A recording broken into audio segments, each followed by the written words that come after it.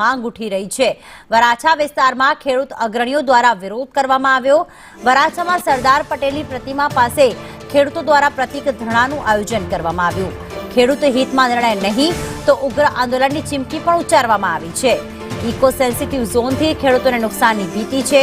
196 ગામને eco sensitive zone જાહેર કરાતા રોષ વ્યાપ્યો છે। ત્યારે વરાછા પોલીસની મંજૂરી વિના કાર્યક્રમનું આયોજન કરવામાં આવ્યું। વરાછા પોલીસે વિરોધ કરનારની અટકાયત કરી છે। ખેડૂતો પહોંચ્યા હતા અને ઇકો સેન્સિટિવ ઝોન હટાવવાની માંગ કરી હતી અને સરદાર પટેલની જે પ્રતિમા છે ત્યાં વિરોધ પ્રદર્શન કર્યું હતું, પરંતુ પોલીસની પરવાનગી ન હતી તે માટે તેમની અટકાયત કરી લેવામાં આવી।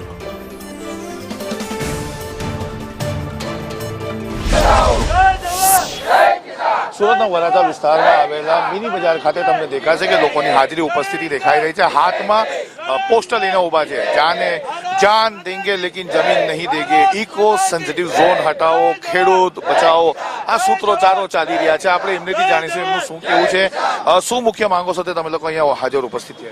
ખેડૂતોની 196 ગામમાં જે ઇકો સેન્સિટિવ ઝોન નામનો જે ગજેટ પ્રસાર કરવામાં આવી રહ્યું છે એના અનુસંધાને 196 ગામના ખેડૂત પુત્રોએ આજે માનગોટ ચોકની અંદર પ્રતિક એક દિવસના ઉપવાસનું આયોજન કરેલું છે। જે કાયદો લાગ્યો છે એના સમર્થનની અંદર, અને આ કાયદો એવો છે કે જે ખેડૂતો છે એ પર્યાવરણ પ્રેમી અને પ્રાણી પ્રેમી છે, અને આ કાયદો જે લગાડવામાં આવ્યો છે એ ખેડૂતની વિરુદ્ધમાં લગાડવામાં આવ્યો છે કે જે વિસ્તારની અંદર કાયદો લગાડ્યો છે ત્યાં નથી કોઈ જાતનું ખાણ ખનીજ કે ત્યાં નથી કોઈ મોટા ઉદ્યોગો, જ્યાં એની જરૂરિયાત નથી। અને આ છેલ્લા 30 વર્ષની અંદર ગીરના જે ઇકો ઝોનમાં લગાડવામાં આવેલા ગામડાઓ છે જ્યાં કોઈ દિવસ કોઈ એવો બનાવ નથી બન્યો કે આ કાયદો લગાડવામાં આવે।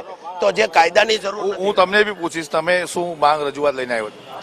અમારી એક જ રજૂઆત છે કે 196 ગામડામાં જે ઇકો ઝોન સેન્સિટિવિટીનો કાયદો લાગુ કરવામાં આવે છે એ ગવર્મેન્ટે તાત્કાલિક ધોરણે રોકવો જોઈએ। કારણ કે કોઈ પણ કાયદો લાગુ પડતા પહેલા તમારે લોકલ લોકોનો સંપર્ક કરવો જોઈએ, અને આ જે ઇકો સેન્સિટિવ જેવો કાયદો લાગશે તો 196 ગામડામાં વસતા ખેડૂતોનો જે બેઝિક અધિકાર છે, સ્વતંત્રતાનો અધિકાર જે અમને બંધારણમાં મળેલો છે એ છીનવાઈ શકે છે। અમારે કાયમ જંગલ ખાતાની બ્યુરોક્રસી નીચે જીવન જીવવાનું હોય છે, અને ગવર્મેન્ટે આ એક બ્યુરોક્રસીનું એદારણ ઉતારી અને ખેડૂતોને બહુ જ મોટું નુકસાન, બહુ જ એટલે કે જો કોઈ પણ અધિકારીઓને કે કોઈ પણ MLA MP ને અથવા તો જંગલ ખાતાના અધિકારીઓને એમ હોય કે આ કાયદોથી શું નુકસાન થાય, તો અમારા તાલાળા તાલુકાની અંદર એક અમૃતવેલ નામનું ગામ આવ્યું છે, એ ગામની વિઝિટ લેવી જોઈએ, ગામના મોભીઓને મળવું જોઈએ અને ગામના લોકોનો અભિપ્રાય લેવો જોઈએ કે આ કાયદો ખેડૂતોને કેટલી હદ સુધી નુકસાન કરી શકે છે કે જે જીવન જીવવામાં બહુ જ મુશ્કેલીરૂપ છે। સુરેશભાઈ, તમને પૂછીશ, શું કહેવા માંગો?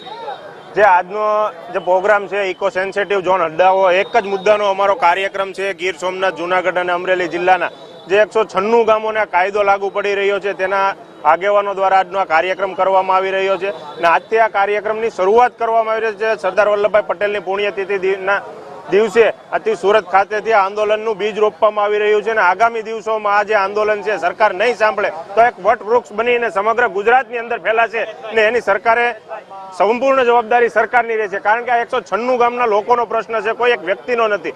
સરકાર દ્વારા જે કાયદો લાવવામાં આવ્યો છે ખેડૂતોને મારવા માટે અને ઉદ્યોગપતિઓને બચાવવા માટેનો જે આ કાયદો છે એ કાયદાની વિરુદ્ધમાં આજનો અમારો કાર્યક્રમ છે। સામે છે કે ખૂબ મોટી સંખ્યામાં અહીંયા તમામ લોકોની હાજરી ઉપસ્થિત દેખાઈ રહી છે। ઇકો સેન્સિટિવ ઝોન હટાવો, ગામડા બચાવોના પોસ્ટર સાથે દેખાઈ રહ્યા છે। અહીંયા તમને દેખાશે કે આ ઇકો સેન્સિટિવ ઝોન જે છે તે ખેતી બચાવો, ખેડૂત બચાવોનું અભિયાન છે, અને અહીંયા સુરતથી આ આંદોલનની શરૂઆત કરવામાં આવી છે એવો આ લોકોનો દાવો છે।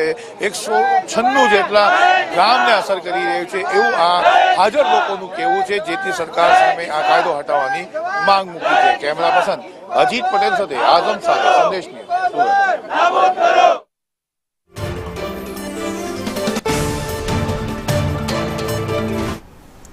તો સુરતમાં